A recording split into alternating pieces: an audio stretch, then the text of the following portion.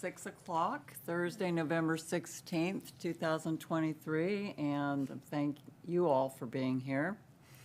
And anybody that is viewing this online.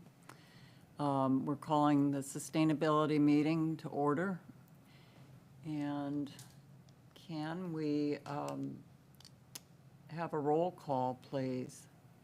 Do we need to excuse the ones that were, we had a notice from Taylor Mandalou that he's not going to be with us tonight, so can I get a motion to excuse his absence? I'll make a motion to excuse Taylor's absence. I second it.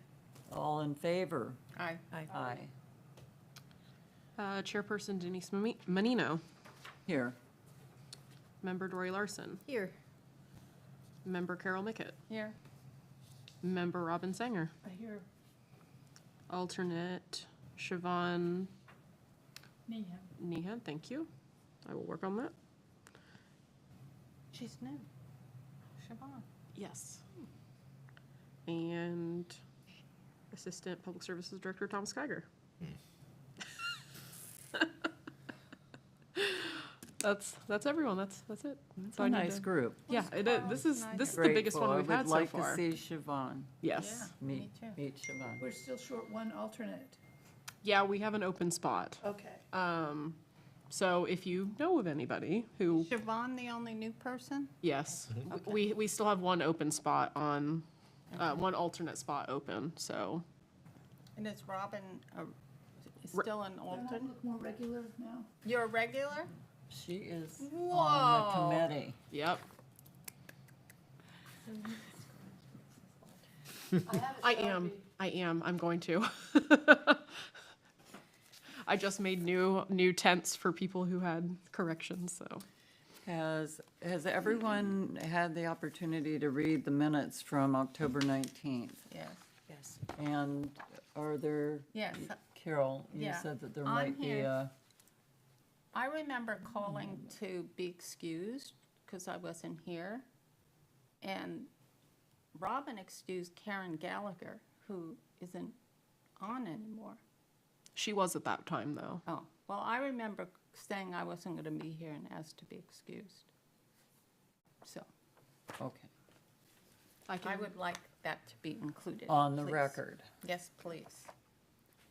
Okay, We can do a revised minutes for next meeting. okay. So we could, if you'd like, Denise, you could table the minutes and move to the next action. Okay, for now, we will table the minutes and we'll look at a revision next month with the minutes from this month. Thank you. Do we need a motion to excuse, Oh. like, do we need to, for the minutes? Just for the sake of That might be best to do a motion to table Protocol. the minutes. Okay, yeah. can we have a motion So I that, to move table the that minutes? we, oh, to table or To to add? table, To- to to add- table them for now, until we amend them. To add the excuse. So a motion to add the excuse, and then probably a second motion, I guess, to table the minutes until the next meeting. So 2 motions. Well, we Oh, can good just- God. Me, thank God, is it? No. Yeah, we could just table them and then we'll amend them and Same bring them face, back next same month. But We do don't we need need two to even motions. do Well, that? I Can't need- we just, can't we just make a motion to amend the minutes to, I'm in that my Carol was here, sustainability and then meeting. I've just gotta pass go. I them love you. as amended? Safe flight. Yeah, we could do that. That's fine. I wasn't here. That you were excused, Yes, whatever the please. reason is. that we're Yes, doing please. this, yeah. Okay. Can- Before we redo your motion. I move that we excuse Carol Mickett from last month's meeting, right? Isn't that what I'm moving? No. No. Yes. Yeah, I mean, yes, yeah. Yes, and then we'll we'll table the minutes for next meeting. And table the minutes for the next meeting. Or amend the minutes to reflect that. taking I'm way picking too up, yep, long. I'm picking up what you guys are putting down. Thank you. Can- Who wants to second that? Okay. All in favor? Aye. Aye. Oh, these formalities. Got this. Not my strong suit, I admit it. I think next Okay. meeting I'll bring a copy of Robert's Rules just in case. Copy of Robert's Rules right in my bag, but it would take a little bit of time to consult it at this moment. Indeed. So for now, I think that we've done everything according to the proper protocol. I hope. I think so. Okay, and we don't have anyone from the public here yet, but we are visualizing the room to be full at some point. Okay. That's my intention. I'm glad you're all agreeing with this. We don't have to make a motion, but we will visualize that I that's see them streaming the in. potential as we bridge the gap from the city to the collective community. That sounds great. Which is my heart's desire. So up for discussion tonight is very exciting. You know, the Justice 40 review that Jordan is going to share with us. And I don't know whether you've had a chance to, you've looked at have you looked at it actually from the White House No, page? I've looked at this, though. Yeah, it's really exciting. It's very comprehensive, and I've had a chance to go through a little bit of it and click on a lot of the links, and they've been amazing to me. How did you find it? Jordan brought it to my attention, Oh. or when we had our pre-meeting, and it's going to be a key point that everything that we do is run through the filter of Justice 40, and she will explain why.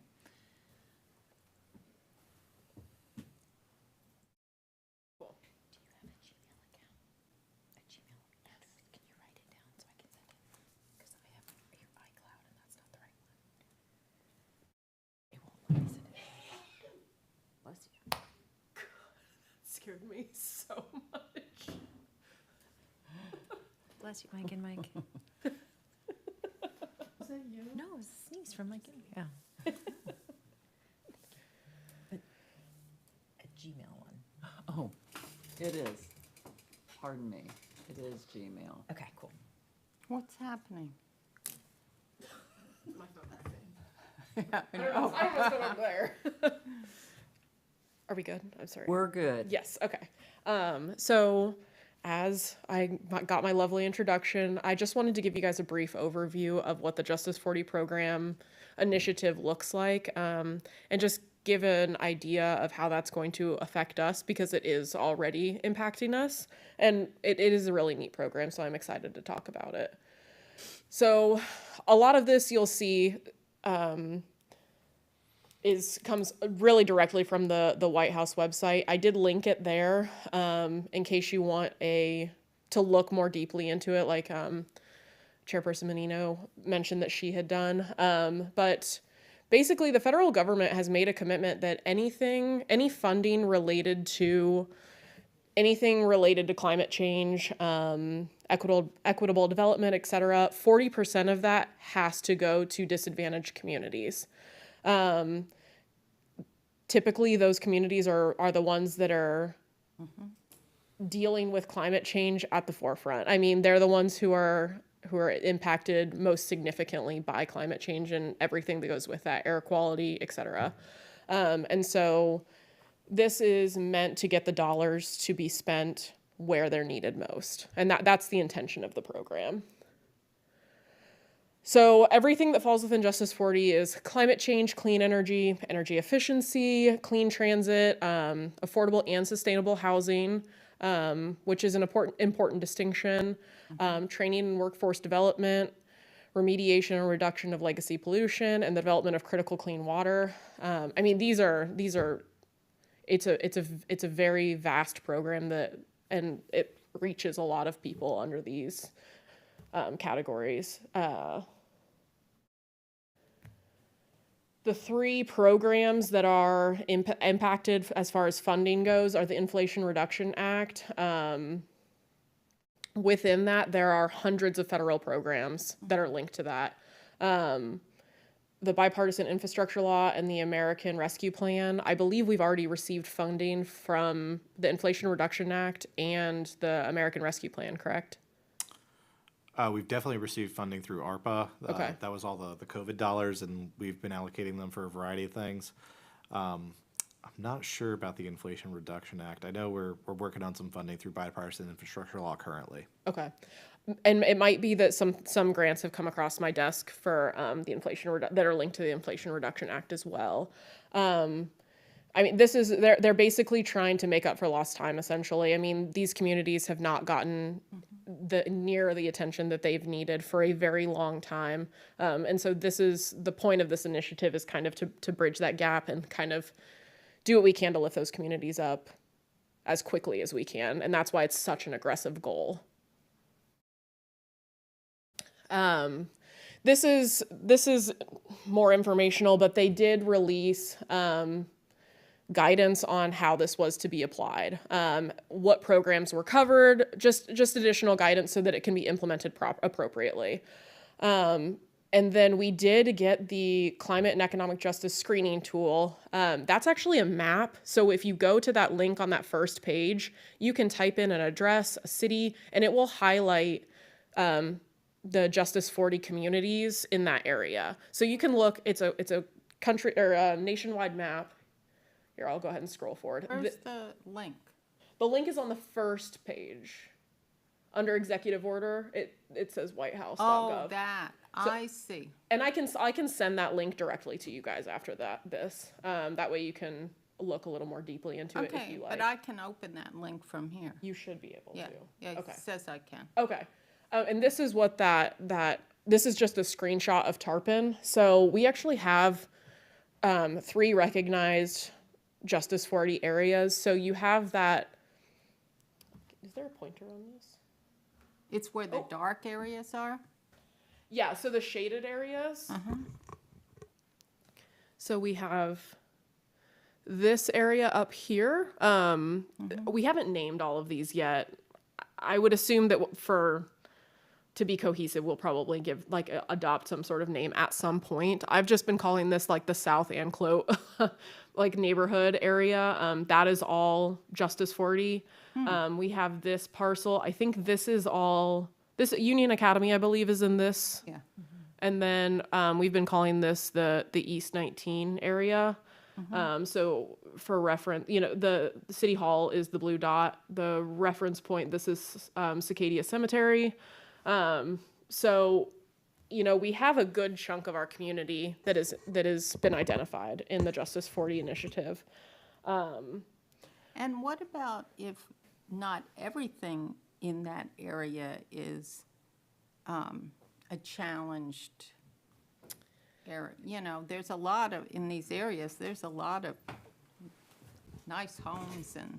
Oh, absolutely. And I think there's gonna probably be some overlap, and I don't believe that there will probably be, I would assume it's just the nature of the beast. There's probably going to be some dollars that are spent in areas that have some overlap like you're talking about. Okay. I think the intention is obviously for that to go in the communities that need to see some change. But And how were these areas chosen? Do you know? I did not educate myself on how they came to these conclusions. I would The assume, census or? I'm not sure. I can look, Okay, cool. Yeah, Could you go back to that slide? This one? Yes. there was a few different screening tools that they use to identify these areas. It's really broad ranging. So one of them would be like income. The areas are broken out based on like census tracts. So that's why you have everything kind of grouped together. Obviously, Right. like Union Academy neighborhood was identified. I believe that one, like, don't quote me, but it was based on like median household income as compared. It was like at a certain percentile.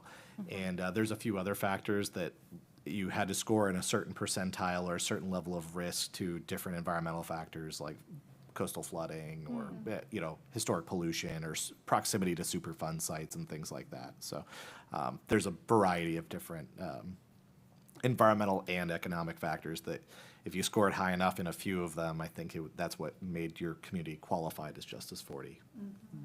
Stauffer Chemical. Yeah, that one probably went into the one on the north side of the river. And how do these funds get allocated? Usually through a grant program. So like a lot of them, like the Inflation Reduction Act, there's a lot of grants that are tied to that. So when you put in your grant applications, if it's related to if it's a Justice 40 program, then you are required to demonstrate how that will serve our underserved communities.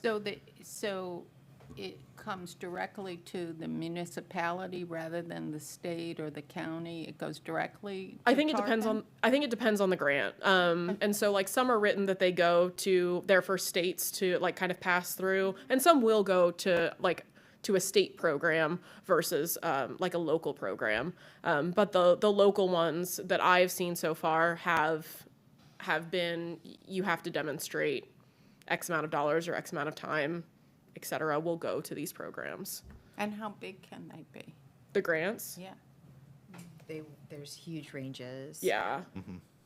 Yeah. I've seen some for $75,000 and others for millions. So, Let's get those. There's one like source of funding, just to give you an idea of like the range of what these things could be. All the bipartisan infrastructure bill dollars for like water and wastewater infrastructure, for example, are being pushed down through the state revolving fund, which is an existing state allocation program. We're working on some stuff for that right now. And so that can be something as simple as doing like a planning exercise, and that could be like a few $100,000, or it can be, 10, 20, $30 million capital projects. so something that Tommy will give a little bit more of an update in his presentation, but one that we are working with now is the Climate Pollution Reduction Grant through the Tampa Bay Regional Planning Council. They're the leader on that, but it was awarded to some states received grants, but it was mostly awarded to MSAs, or metropolitan statistical areas. So it went to Tampa. So we're part of that MSA. And so we are participating in that. We're in phase 1 currently. So I think we have $1 million for the planning grant. Now that's community wide. So, and then there are pass through It's for what? Climate Pollution Reduction Grant. It's CPRG. And so it's a really great program. And I think they identified the areas that, to do the most good because they went for the MSAs. So mostly, yeah. So a lot of states took the money. Our governor refused the money. So, Oh, right, I remember that. Right. So it went to these 5 metropolitan statistical areas across the state. And then each of the 5 MSAs apply for what they want to do to reduce greenhouse gas emissions. So the plan has to maximize greenhouse gas reductions and also maximize, those impacts. And it has to go through this lens of climate justice with the Justice 40 initiative. So they can do energy efficiency, or they can do renewable energy, or they can do transportation. Like they can do whatever they perceive. And ICLEI is helping Yep. to identify what will give the biggest bang for the buck. So there have been 2, Okay. and I apologize, I'm kind of stealing the thunder on that one, but there have been 2 meetings so far for that. And one was a community engagement, one was a stakeholder informational meeting, and they've both been kind of brainstorming sessions to where does each community feel like the most good will occur. And so basically what projects are currently being worked on, what are projects that possibly are in the pipeline, that sort of thing. And then we are getting guidance from ICLEI on like, hey, these are the 2 categories we're focusing on. We're gonna, kind of cater it that way. So, and we do have to make an equitable argument, if you will, or justification to where the money is going and why. So like every bit of that, we are considering what communities are being served by this. So it's been a really great process to be a part of. So we are involved in phase 1. So we are involved from the beginning. That was something I think Robin got the city manager to sign on as a letter of support back earlier this year. So it's something that we've been involved with from the start. So we are continuing with that. So where is the money? We don't. Who has it? Tampa Bay Regional Planning Council. Okay, so they do have it. I do not know. But they are the ones who, Competitive process. Oh, I see. And Yes. and the governor can't swoop in and say, no, you can't have it? I think, Correct, because he refused it at the state level, so now the MSAs can Okay, take that same pot of money and compete for it. so we're still competing. Correct. Okay. So there was a limited amount of money that Tampa Bay Regional received, or is it kind of just that they are the pipeline to federal funds?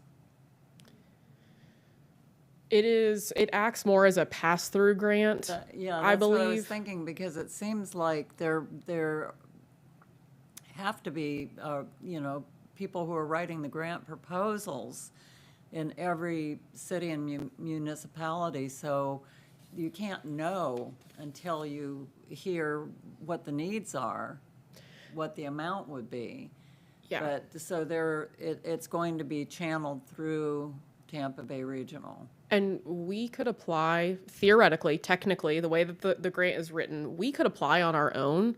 They're going to prioritize collaboration between counties, cities, nonprofits, et cetera. So like NGOs, that sort of thing. So that's why Tampa Bay Regional Planning Council has kind of taken the initiative. They're the ones that they really do have the resources to manage something to this scale. Because it is going to be in the seven figures, sorry. So it's not small, but they're the ones with the resources, and I think we stand the best chance together. So when will they know if they receive it? We're having a really hard time getting information about this. So, these are questions that we have asked. We haven't gotten a straight answer yet. So we're still working to determine that. Yeah, we're still kind of in the exploratory stages on some of these funding sources. So we wanted to talk about Justice 40 and how that might impact future funding, like applications for the city. If you'd like, we can bring back in the future. That's one thing we're kind of planning to do as we start pursuing some of these grants and exploring them and identify them as either potential funding sources for likely projects or get approved for funding. We'll bring you updates on individual funding sources as they kind of arise. There could be a spreadsheet on all of that. That would be, I bet you guys already have that, right? Yeah, we can talk to our grant coordinator and see what she's working on. She's kind of PJ is our grant coordinator. She's kind of juggling all these different funding opportunities and Okay. tracking them all. And This is if we not wanna- one. This is not one that she is tracking though. Okay. Because she won't have to manage it, so she really doesn't. She doesn't have to write the grant. She doesn't have to manage it. So it's not something that I don't think PJ was involved very early on. This one is because we're not the grant manager for this. She doesn't have to be involved. So we can situationally update you all as well as when we apply for things and we get funding, we can update you on the status of that. I think it's really important for the community. This goes into Denise's that involve the community. Community really likes to know when the city gets grant money. And that Absolutely. it's a lot of, it's very impressive, because most people just think, oh, you pay your taxes and, that's it. And you get maybe money from the county, from property tax and this. But to know that these big funds are coming in, not only does it help support the city, but it helps on the national level for people to support the Congress, the House and the Senate and the president to pass these bills to get this money, to know that that money's actually coming locally and it's doing things for our community, creating jobs, helping our air, helping all sorts of things. And I think that that's really helpful all around. We haven't had, since I've been here, we have not had we haven't received any new grants that I'm aware of that would relate to this. And I think that Tampa Bay Regional Planning Council for the CPRG will probably release something as we know more information, but I'm sure that will be communicated and Tarpon Springs' involvement will be highlighted. Yeah, I think what usually the last step to to finalizing a grant or an award from one of these funding sources is to bring it to our board for like a grant approval or something like that. So that's typically the time when we kind of put it out in the public. We were awarded this funding. Here's our final approval, and the board gets to go vote and say what total number of money we bring in. And as we get through that, we'll make sure to keep updating y'all as we get like approvals and things like that on grants. Well, what's really exciting from my perspective is that this entire Justice 40 is really focused on everything that we've been talking about for the last 3 years. Absolutely. You know, in regards to the community, to climate, to natural resources, to equity. Mm-hmm, I absolutely. mean, everything that we've been talking about, health and safety and areas of the community that we're most concerned about, I think it's going to be vital to hear what the needs are from the people that live in the communities, Absolutely. the areas that are most affected, and to find partners there, to hear their perspective on what is needed. Because I think that once we start to really hear what the reality is for each of the areas and what their concerns are, maybe I think it will be much more clear where we need to request funding. Yeah, absolutely. And I think we're going after anything that we qualify for. So, you know, we're definitely making an effort to secure funding for these projects. So, any more questions before I'm going to move on to my next presentation? If anybody, oh, sorry, Tommy. Oh, no, I just wanted to give one to answer your question earlier. There's two categories. You basically have to have two criteria to be classified as a Justice 40 area. You have to meet like an economic burden, which they seem to class based on low income. So like percentage of the population in that area that's under the low income threshold based on the federal guidelines. And then you have to meet one other like environmental burden criteria. So the area north of the Anclote was qualified based on proximity to Superfund sites, which is the Stauffer site. So And what's the stuff? the Stauffer site's a historic Superfund site. I believe it was a chemical manufacturing site north of the river. It was a historically contaminated site. So that was Guess I listed on a didn't know federal about list. that. It's kind of explosive. Kind of explosive. Oh, yikes. Is it getting cleaned up? Phosphate. Well, they tried and it caught on fire because it's phosphate, and that's what happens when it's exposed to water and air. Exposed to the water or air. it You mean it salt water? ignites. No, like Any water? Air. air. Oh, air. So they had to cap it. They had to bury it and cap it. It burned for a while. Yes. And sirens going off and everything. How long ago was this? Because it had to have been before. 20 years ago. No, I know I read about it. And so it's contained, not, Ish. I mean, it's capped. it hasn't disappeared. They were trying they were going to try to rail it out to like Nevada or something. And while they were doing that, it all caught on fire and they were like, we can't do this. Just covered it up and keep fingers crossed. Yeah. I don't know. Okay. That's why there isn't like talk of like doing renewable energy on top of it or anything, because It could go it's not kabooey. stable. Or building homes. Correct, 100%. Of course, let's build affordable homes. Well, the reason they said we couldn't put solar panels on that was because of this was early on, and they said because of the upkeep of the solar panels in that area. That seems ridiculous. I don't see why it can't be a solar field. Digression, Sorry. press on. Oh, no, you're us, totally yeah. fine. It's just a big field. Yeah. So just as another point of reference, a few other categories that can qualify a Justice 40 community would be like projected flood risk, projected wildfire risk. That area north of the Anclote was also qualified based on projected flood risk. Apparently, it's in the 94th percentile for flood risk because it's low lying. And to qualify and meet that economic burden to be classified as Justice 40, you have to be above the 90th percentile for flood risk. So that's And how it's that all is. of the sponge docks are part of it. No, the sponge docks are not included. They're Aren't they're they? south of the Anclote. Oh, I guess you're right. And just a Sorry. point of clarification on the climate pollution reduction grant. So it's two-phase. The first phase is non-competitive. It's just block money to make an initial climate action plan. The second part is where we would be competing against other states for the rest of the money. So like the first is just an initial, here's some money, create a plan. The second is if you want to implement your plan, it's got to be a competitive plan enough to be better or competitive against other states, essentially. I think there are 25 awards for for the competitive phase, maybe. It's For the whole United States. $4.6 billion in competitive funds, so it's a lot of money. Well, Florida is definitely in need, you know, whether Tarpon wins out over Miami or something.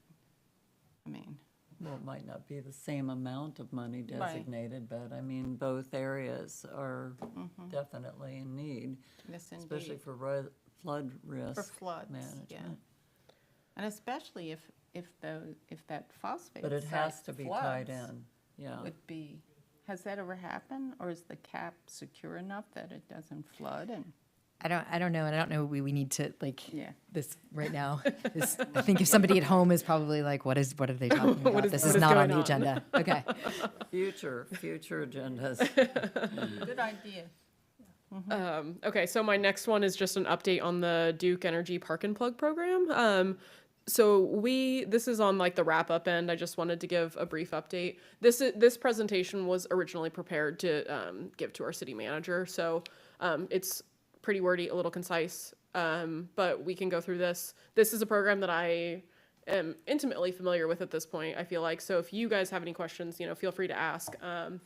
But the gist is, so Duke Energy initiated the Park and Plug program, which was, we have 10 EV chargers with 2 plugs on each scattered throughout the city.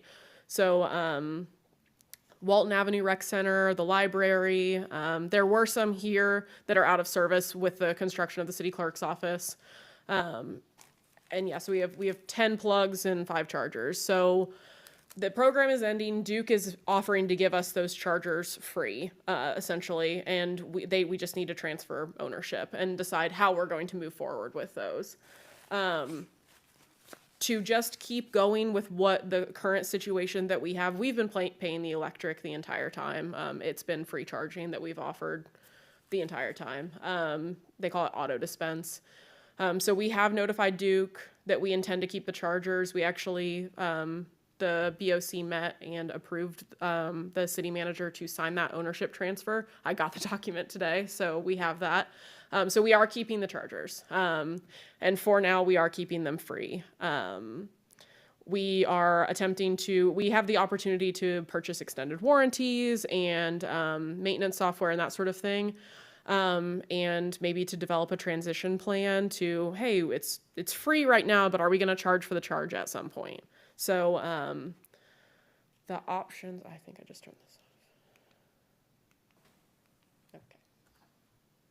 So what other communities are doing, basically most of the communities in our area as far as local municipalities are not charging currently. I think that this program probably had something to do with that, but like Newport Richey, Palm Harbor, Dunedin, Safety Harbor, Oldsmar, Dunedin, all of those, they're not currently charging. Some places like in more populated areas like St. Pete, they charge for a parking space, but you don't have to pay for the electric, you just pay for the spot. And then who is charging are the businesses. So like all of the Tesla supercharging stations, fuel stations that have EV chargers like Wawa, Walmart, et cetera, those are all charging. They're all businesses. They're trying to make this pay for itself. But no local municipalities that I'm aware of charge for the charge. And that's via the PlugShare app, yes. I just want to make a distinction too. Like the Tesla superchargers, those are DC fast chargers. Yes. So it's just a different type of charge where Yes. you would need to charge in order to recoup funds. Yes. Whereas with the level 2 charging, which is what the free charging stations are, it's a much lower flow of energy, a lot less energy going to the cars. And it takes a lot longer. I think our Leaf, it takes to reach full charge, it takes I just plugged it in, had 25% left. And so it's going to take until 4 a.m. or something to charge. So DC, that's why the DC superchargers are faster, but you do, like Dory said, you do have to pay for those. So, yes. So, are our chargers working now? Because at one time, these didn't work and the ones at the library didn't work. And I'm asking that because the other day I was here paying my electric bill, and I have a Bolt EUV. Okay. So I pulled out, and a guy in a Bolt stopped me, and he had rented that, and he had come here to charge his car. And I said, well, they're not here Sure. because there's construction. And I said, well, there's maybe one at the library. But I sent them to Dunedin, to their library, because I know theirs works. So, I checked on all of these myself. I personally drove out Yeah. to, but this is, and they that, work now? that picture, everything that I can see works. That picture is at the Walton Rec Center. There was that white Tesla. It was his, he literally bought it, had not even driven home yet, and he came to play like basketball with his brother. And But is it a Tesla charger There's an or? adapter you can use. yeah. Okay. It charges the Tesla slower because it's a level 2 charger versus a supercharger like a DC charger. So it is slower, but you can still plug it in and with the adapter and it'll charge. So it might be helpful, like since this guy was directed here through one of his apps, to maybe put a sign up to tell the person where there is one. We don't have any control over, like, the PlugShare app is like I can go on, you can go on, like it's maintained by the public. No, I mean, he was sent to City Hall to plug his car in. You know, he had rented this car, he didn't know what he was doing. I had to tell him sort of how to charge it. But it would have been helpful, because he thought there was a charger here. And he didn't know what, you know, if there's just a sign to tell, I mean, it would help in our community. Okay, you can go to the library, you could go to the rec center, and here's the address or something. That's a If good there's a recommendation community while we've got the service. construction going on to direct to folks if they're used to charging there, like where the nearest charger is. I think that's something we could probably work on. Yeah. We'll look into that. And I'm glad they're all working, because they weren't at one point. From what I understand, there was it looks like someone probably drove away plugged in at one of the library chargers, and that's a fairly common thing. Well, these weren't working out here either. Yeah, I don't know about that one. That but was before you. yeah, when I checked them, they were all working. And like I walked up and looked at them all, and there were two charging by the library, and then there was one charging here, and so yeah.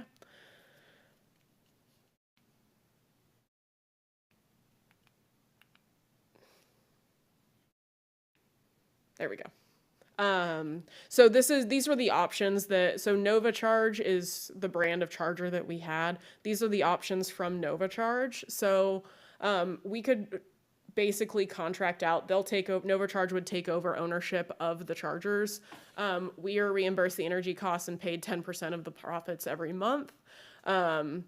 We basically have no control over really what they do other than acting as a host site. So they own the equipment, they set the rates, they manage them. We just pay the electric and then get reimbursed and get a check every month. Option 2 was a year of ChargeUp, which is their network, so we can be listed on their network. NovaBot, which is preventative maintenance software. And we manage, maintain, and own the chargers. So that's the yearly cost for all 8 chargers. And then option 3 was basically just a discounted program for an extended warranty. I'm sorry, it was option 2 plus an extended warranty. I apologize. And so the total cost per year is listed there. I keep hitting the wrong button. I apologize. So this demonstrates our monthly usage. There are a couple of months in here we didn't have data for. So if you see inconsistencies, we didn't have it. We got blank data reports. But I wanted to show this to show trends. I think that huge dip in December was probably because people were traveling for the holidays or, weren't commuting as much, et cetera, taking a lot of time off. So, but you can see we are consistently seeing a pretty upward trend of that. So in September, we used that 5,300 kilowatt hours. We are, our cost, we get, the city rate or whatnot. And that's how much the energy cost would be per year. September was our highest usage month. So this is assuming that we are at our highest usage month for the 12-month option. I'm sorry, for the 12 months of costs. So that option 1 would be if we contracted through NovaCharge, they own the chargers, that sort of thing, they pay us. That's what we would make every year, $1,400. Option 2 would cost us. Option 2 plus the electric costs would cost us less than 10 grand a year. Option 3, which is the extended one, ends up being 11 grand a year. So at the end of the day, it's not, it's not huge, but we did currently, there was a discussion and maybe some concerns raised about at what point, what's the threshold that we stop paying for the, or like we stop footing the bill for this. So I think that a transition plan is probably in the works at some point, or will be in the works at some point. But right now it's still free. They're still operational.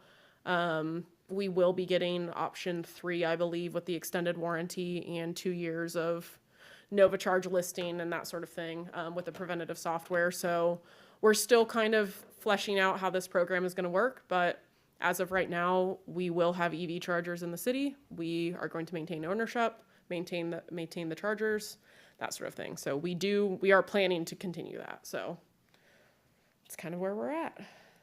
Yes. I have 2 questions. Absolutely. First, is it possible for us to get some fast chargers? And 2, is there a way to find out who's using them? Are they people, like if it's here, are they people who work here who have plugged their car in? Are there people who are tourists who are using them? It'd be good to know that, because like when I drive in my electric car, like we're going to the East Coast for Thanksgiving, so I'm looking for where the fast chargers are. Sure. And I'm hoping when I get there, 2 things. 1, they work, and 1, they're available. So if we get a lot of tourists here, so it'd be nice if we had a fast charger and they were available, like if there was some on the docks or something. So we can look into the fast chargers. I don't think that at this time it's not in the discussion at all to get fast chargers. And we can look into that. I don't know what that looks cost-wise, or what that looks from an infrastructure standpoint. But we can look into it, absolutely. And as far as finding out who people are and like kind of where they're from and that sort of thing, I don't know what kind of privacy issues dictate what information NovaCharge can give to us. And we can look into that. I can discuss that. We have a great NovaCharge contact, which was kind of, it did help with our decision because I probably called him twice a week for like 4 weeks straight, and he stayed on the phone with me, answered every time, had no problem. So like we have a really great NovaCharge contact. So I can absolutely get with him and find that out. And we can get an answer about that. I think that was a very similar concern was brought up by, one of the commissioners we talked to. It seems like one of them only wanted it to be really utilized. Yeah, no, that's going back to your question. That's one thing we can answer a little bit anecdotally about who's using them. At least at City Hall prior to the construction, we had kind of 2 sets of chargers. We had the ones that were kind of more up in the public area next to the city clerk's building, and those were predominantly used by people coming and going and stuff like that. And then we have a few in the back that are still in service for our current handful of EVs that we've got with the city, but they're also used by city staff. So, probably a healthy amount of the use on those front chargers was people coming and going from the city and things like that. And I know we've observed like members of the public using them, so that's good that they're getting out there. How big a difference is there for the fast charge versus the In terms of trickle? cost, or Just time-wise. it depends on the vehicle themselves, and it also depends on the charging unit. So like my Bolt, the charging speed is 50 kilowatts, so it can't draw anything faster than that. So like a Tesla can draw like 350 kilowatts. So it's just, In what amount of time? I mean, I'm just curious, it's just think of it like a hose, like Yeah. it's bigger. So at okay. any given time, it can draw 350 kilowatts, Yeah, whereas Just kind of trying to, when you're standing around filling up fuel on your car, I mean, how does it compare to that? So DC fast charging, like a very fast EV can charge to about 80% in about 20, 25 minutes. Okay, so it is, you have to have, that's fast, Correct. okay. So you have to really plan. You have to plan ahead, Well, I mean, only when you're traveling. especially. Because like when I'm at home, I never go to a DC fast charger. I Well, just charge sure. at home. Yeah, yeah, my sister does that with her Prius Prime too. She And- just plugs it in all the time when she's home. I think that that's, you know, I only use the charger when I'm traveling. We have one in our garage, so I don't need it. But, and when I'm traveling, I certainly don't mind paying for it. Yeah, I expect to absolutely. pay for it. I don't expect it to be free. Absolutely. And I don't think that in, like, people who are, you know, I used to, when I first got the car, I'd go to Whole Foods, oh, I'm gonna plug in. Then I realized, I don't have to plug in. This is crazy, right? So it's just on the trip. So really, since it's a tourist place in Tarpon, it behooves us to have fast chargers and in places where they're gonna be, like on the docks or right downtown. But And it would there's make us more limitations to there's, it is cost prohibitive for, I think, for a local government to be putting in DC fast charging. Maintaining them. Because of the demand charges. I don't think that that's the role of a local But government. what about business groups like downtown or the Sponge Dock people? Private property, sure. Yeah. So one could encourage that partnership or encourage them provide that. Well, that's what Tesla you did do. in the Winn-Dixie parking lot. Right, but that's Tesla's, Right. yeah, But that's what any other business can do. right. And Tesla is kind of and you correct me if I'm wrong, because I know this is your area expertise, but like Teslas are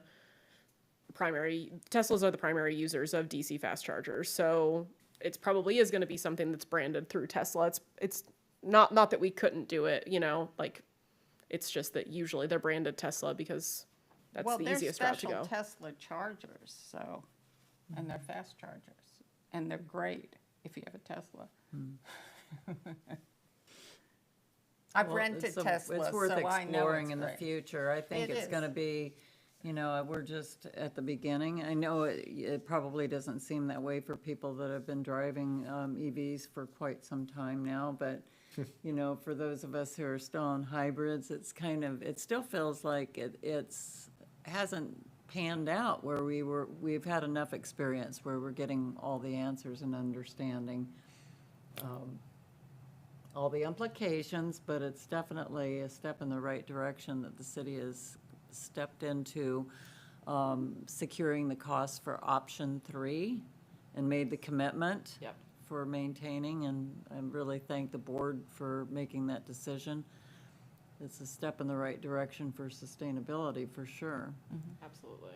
It may be, maybe in the future, if we're just, you know, I mean, I don't know whether this is a possibility, but almost every time you use a credit card for anything, you know, when you're fueling up a Prius, you have to punch in or you used to have to punch in your zip code.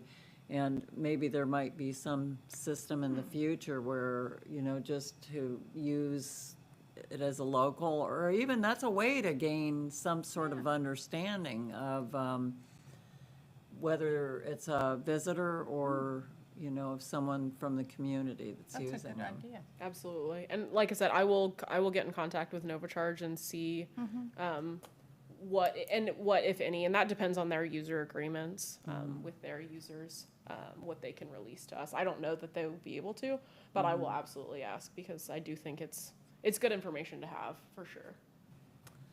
Thank you very much for updating us. Tommy, upcoming items.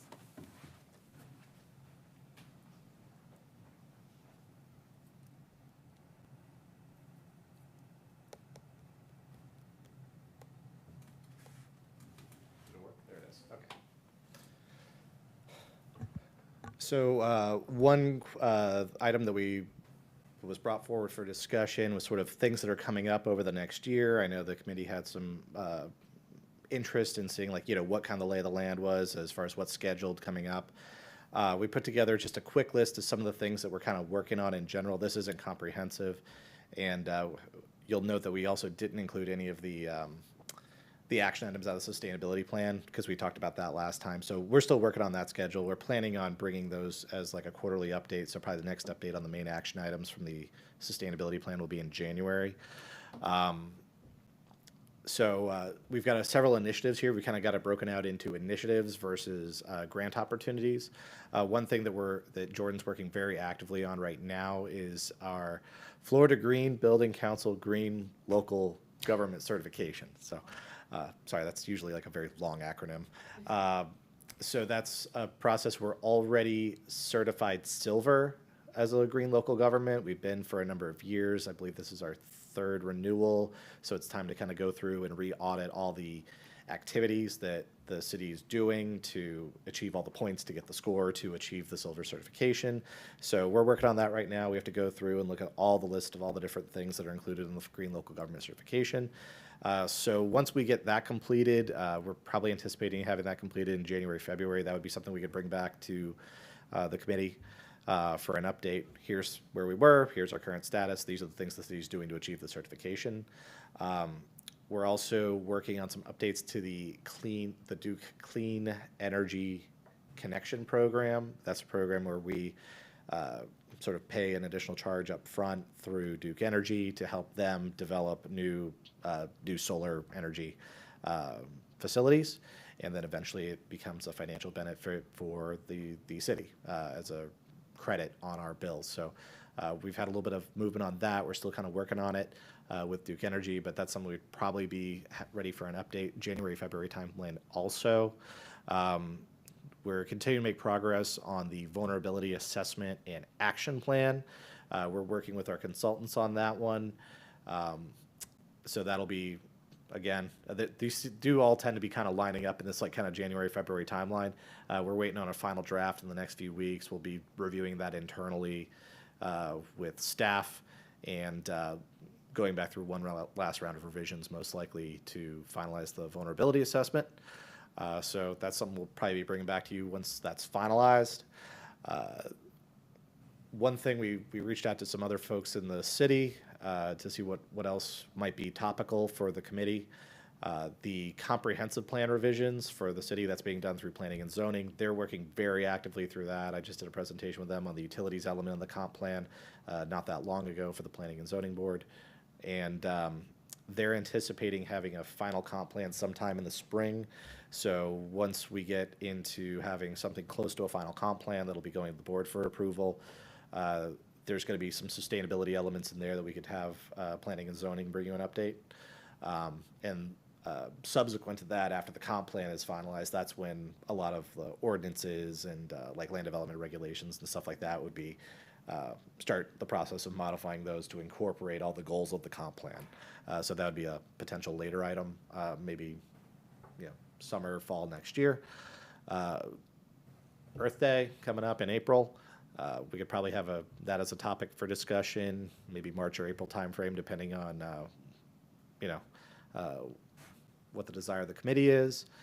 That's also, I think we had been talking about that as a potential kind of like rollout and for the sustainability plan and trying to get more public engagement on the sustainability plan. We're probably looking at April, May again for another budget update like we do every year. And at some point in the spring and the summer, I think Shannon's still working on this, but the city arborist will have an update on the next phase of the urban forestry efforts. And we are working on some grant opportunities. These are, if we don't come back to you, it means we probably didn't get awarded the money. So we're trying our best, but these are some just other things that we're working on so that the committee can be abreast of some of the main work that we're doing. So we're working on that climate pollution reduction grant. That's been kind of talked about a little bit. We're also exploring our opportunities with the Pinellas Community Foundation for Partners for Places grants. And we're looking at potentially trying to get in for a federal invasive species grant, but I think the deadline might be really tight, so we'll see how that goes. And one other one that's not listed here is we're starting to explore also some bipartisan infrastructure bill funding through state revolving fund. That'll be something that might be like later on. They have a quarterly schedule, so that might be later on in the year that we might have some news on that. Are there any questions? Great. are we kind of keeping track of the achievements of this year so that you can present that to the Board of Commissioners in, was it March? Yes, that is a future. good item. Are any of these items going to be part of that presentation? Certainly. Hopefully, if they do pan out by January. What presentation are we discussing? Oh, the Board of Commissioners, our group, the Sustainability Advisory Committee, presents to the Board of Commissioners what the accomplishments have been for the last year. I was gonna go through minutes and start looking at things that have happened this year, just to refresh my memory. But it sounds like a lot of things are kind of coming to a head in January that might be worthy of mention. Yeah, I think we're definitely viewing January as an opportunity for a pretty substantive update on a lot of efforts to the committee. One thing we've heard from a few folks on the committee is that we're definitely in a little bit of a transition where we've kind of jumped from every single meeting having lots of weighty items for discussion and debates about like what goes in the plan and what doesn't, and then we rushed into the writing the plan phase and reviewing the draft plan. And we did get to a little bit of a holding pattern where, we've had a lot of more informational updates lately.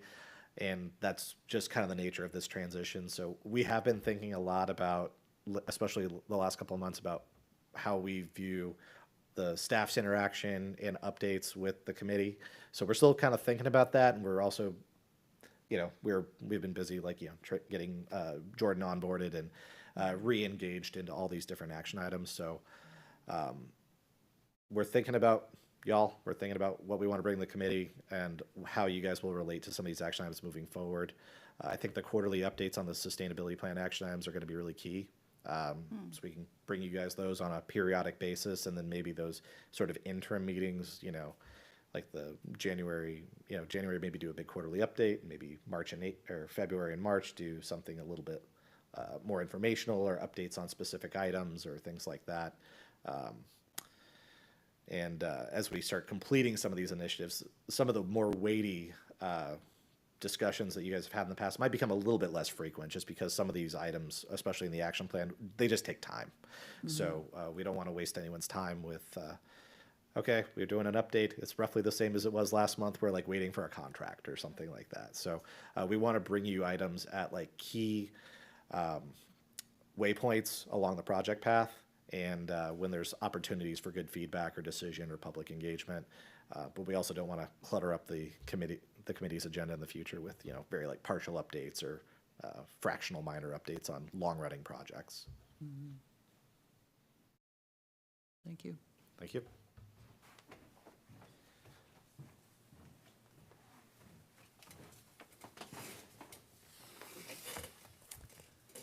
So items for next meeting's agenda. I was just thinking about the discussion about the Superfund site, and I pulled it up, just pulled up an article that was older, but it was something that was on NPR, and it was from 2017, which seems like forever ago. But it would be nice to know what, it said that Tarpon Springs was among 327 Superfund sites at risk from climate change in this article. And it would be nice to know what is the status of that site, and is it something that we need additional support from some of the grant money that we're talking about in order to make, since it's in the community area that was designated as a Justice 40 area, how we can relate to that from the perspective of climate change and the cleanup of this. I know it's been capped from everything I heard, but this was history prior to our moving here. And coming from Washington, I know there was no end to Hanford, for instance. I'm just wondering, is there an end to this, or is this a kind of a forever type of threat, especially as water rises? And just would love to have more information on it, but I don't know where to access that information. So if you know anything about it. Tommy. Tommy, you look like you know something, but I don't know Holding very, out. I'll say I don't know very much about the Stauffer site, other than how it's like impacted like our water use permit. We're required to monitor for certain things that might have historically been present on that site, but my understanding is that the site's closed. okay. If Just really curious yeah, whether there's would any, you like us to provide like maybe we can? Would I guess my question is, would the committee like a update, or would you like us to provide from like some like links or something like that as like an interim thing? that to, would like, where you help. could- That Okay. would help, and then we'll know, you know, a little bit more, but what potential danger still lurks. Especially since it's in an area that has been defined as an area that, you know, is one of the Justice 40 communities that could use support. Okay, that might, just because it is super fun, that might be a little bit of a research project for More us, so of a- okay. we'll look into it and to see if we can bring you something substantive on this time frame. We do have like some time out with staff with like the holidays and stuff coming up, so that might take a little while. And I will say too, most Superfund sites are designated as such because they're beyond the reach of the company that unfortunately created that to clean up. But it's also most likely beyond the reach of like local governments and regional and county governments to do. Because these are projects that are like sometimes in the hundreds of millions to clean up. And so they're designated as Superfund sites because it's a huge effort. But we can absolutely bring more information. I just wanted to pass that along because it's usually a huge lift. And it's usually beyond the capacity. It's super. Super. The term Superfund was originally developed, I believe, under the CERCLA Act back in 1980 as a federal way to classify these historic sites, and the idea was to develop a federal Superfund to create a funding mechanism to address those, and they had goals to like get them all cleaned up and closed out on a certain timeline that clearly didn't happen. So it's an interesting broader case study in how to look at environmental site remediation, like kind of across the U.S. So they're all over the place. We've got one here, but Things we can just provide you don't an go update. away magically. you No, know. they don't. It's a lesson for the future. Yes. The other thing that has been constantly on my mind is, you know, maybe having some discussion, bringing thoughts to the table regarding how we can really bridge between the city and the citizens of Tarpon Springs and the businesses, of course, to really collaborate in enacting sustainable intentions and sustainable movement into the future. That it's not just something that, here's the city, and we've seen it on a map, and it's just a little, you know, it's spread out, but really the city structure is small in comparison to all the people and all of the businesses that occupy the space that is designated as Tarpon Springs. And I feel really strongly that there has to be some way of bridging the people that don't know anything about what we're doing with what's happening at our meetings and what's happening with the city at large as the Sustainability Action Plan Sustainable Tarpon Springs starts to roll out. You know, celebration to share the experience of the sustainability plan with interested people. But hopefully we can get all those that are remotely interested in it to get other people interested in it. It has to be something that everyone can embrace, but I would just love to have ideas on how we see that happening in 2024. I think 2024 is going to be very significant for all of us. I think there's a lot that's happening and a lot of shifting that's happening. There are elections, you know, there's so much that are on the minds of all of us, But I think that if we want this plan to be successful, it can't just be the city doing all the heavy lifting. It has to be every single one of us. But they're, it's having some sort of initiative, to get the word out. So I'm just wondering if everybody thinks it would be good to have some sort of discussion about this ideas. We've mentioned it before. Does Great, put it on the seem agenda. It's a great idea. something that we should talk about Okay. collectively? Yeah. Yeah, and kind of going along with that, I thought that we had talked about having a calendar. I mean, like what you provided, the upcoming items with the timeline is really useful. But I thought we had also talked about having a calendar of like events around the city so that we could work what we're doing into what's already happening, so we're not trying to create our own thing. Sure. We can bring that back. I might have misunderstood that, so I apologize if I did. So I have two things. One, we are having a meeting on the 21st of December. Well, it's actually not the 21st. It's I think it's the 16th or the 14th. It's moved. Oh, That is one thing we wanted to kind of broach with the committee was, with the holidays coming Yeah, up, yeah. it's not uncommon for some of the other committees to cancel their like December meeting. This would land relatively close to the holidays, and we do have a lot of kind of more substantive stuff that we might have for reporting in January. So if the committee wanted to, they could defer next month's meeting and reconvene in January. May I Or- make a motion to that effect? Yes, do we have a second? I'll second it. I can't do it the week before, so, Yeah, it's the 14th yeah, I of couldn't do December. that.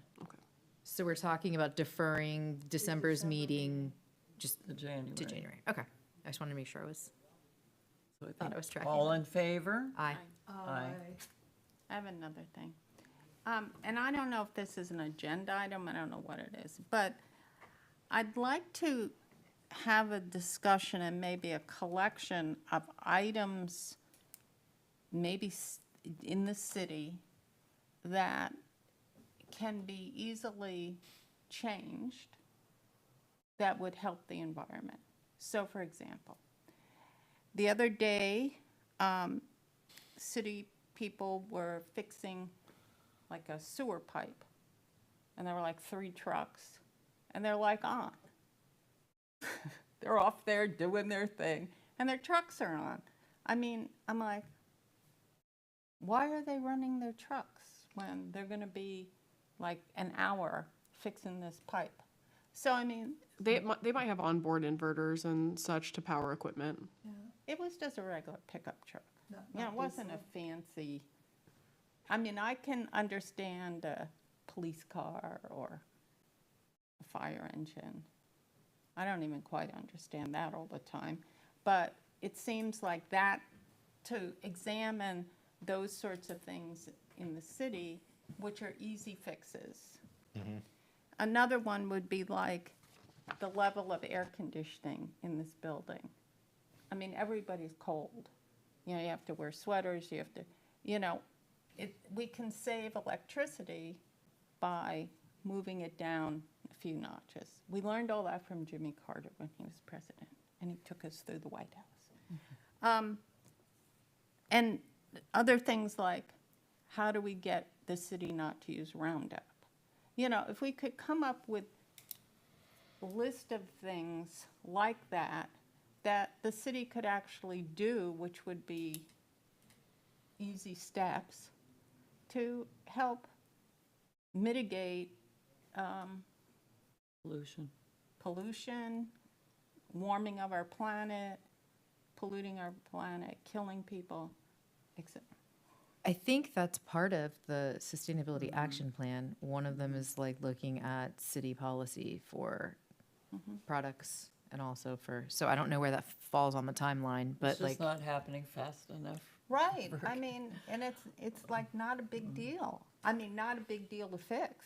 Turn your truck off. Well, habits are hard to break. I mean, even running water, if you're brushing your teeth, a lot of people don't think twice about that, but it's just like, this is clean water running down the drain. You don't have to have the sink on, But these are it'd be lovely to policies share that things. could be put in place. I mean, we can't put in place in people's homes, but we could have a city initiative that, you know, helps to, you know, and by doing that, now, if they had electric cars, electric trucks, they could leave them on because there's no pollution, you know, no nothing.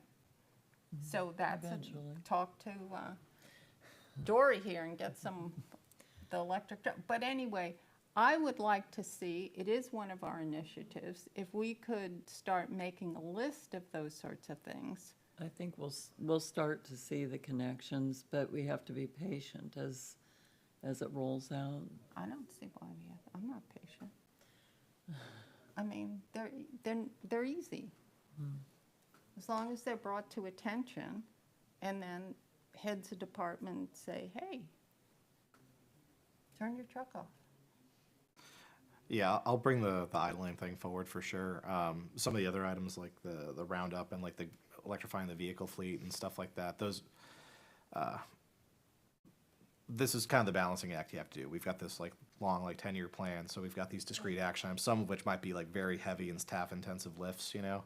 And we know that there's some stuff that we could get better at within the city and become more efficient. There's always room for more efficiency, so it's always a balancing act of, you know, do you chase like the various like loose ends, or we know we could get a little bit more efficient, but could that come at the detriment of trying to achieve these larger, like, you know, creating like a long-term plan for clean energy for the city, or the solar feasibility study, or things like that. So we do try and kind of balance that. And But I think that things like encouraging people to turn off their vehicles is something then that they bring home to their children, and they bring home to other people, you know, and it spreads like that. It's, And those are important things that, you know, all these little seemingly small steps add up. certainly. And it makes people feel like they're part of the action. It's a way to engage people. So for January's agenda, though, if everyone could be thinking in terms of connection with community and how we bridge any ideas, brainstorm ways that we can bridge between the rollout of the plan and getting community engagement and business partners engaged. Because even in mentioning the plugins, you know, that would be great if there were a couple of fast plugins that the merchants went together on for downtown to help people come to Tarpon, to motivate them. But I appreciate what you're saying, totally understand what you're saying. It needs to happen. There will be time where we see, as the plan's rolling out, more information getting out to the city workers. Yeah, well, we can look into that and see like if there's a way we can find like sort of a balancing act between trying to achieve these like big long-term goals and, you know, not being Yeah. blind to like the smaller, like more easy to implement initiatives as we kind of like move forward. I think that's really important, and I think we have to talk about that. Certainly. And, you know, what are those everyday steps that people can do rather than these bigger ones? Okay. Staff comments, please. I do have one just kind of like nominal thing to report. It is a small item, so I did want to bring it to your attention. One thing that we've had utilities working on is they've recently installed all new solar energy chargers for the battery backups for all the city's wastewater lift stations. So we have our city's wastewater lift stations. They all have to have battery backup for their communication systems and on-site, you know, like bypass pumps and things like that. And we've been going through, and they've done a big effort to replace those what used to be old trickle chargers to keep the batteries powered up from the grid. Now we've got solar panels on a lot of them, and we're going through and getting that done so we can save a little bit of electricity and use that free energy from the sun to power the battery backups for the city lift That's what I'm stations. talking about. So we're making Bravo. progress. Yes. Bravo. And that was a staff-led initiative too. That wasn't something that came from, through the sustainability plan or through myself or the directors. That was something that we had our staff there looking at, and they said, this is something that could be more efficient, and Yeah. why not do it? So they went ahead and did Exactly. it. Well, that's really exciting. Maybe there could be some perk for participation like that in solutions that are simple and that are really sustainable. Some type of perks program for everyone. Now, Would be that's good. something to try to put out there. Because it's also something that, like, we changed our lights around our house all to be solar. And, you know, if people see that, it works. It's a great thing. We can spread it. Okay, committee comments, any? Not for me. Okay. Well, here we are, 7:15, Whoa. and, It's a wrap. yes. Do we need a motion to adjourn? I make a motion to adjourn. Adjourn. Second, Sure, I'll second. all in favor? Aye. Aye. Okay, when's our next meeting? January- Something of January, January 18th. 18th? yes, 18th. There it is. Okay. Happy holidays, everybody. Yeah. Oh, yes. Yeah.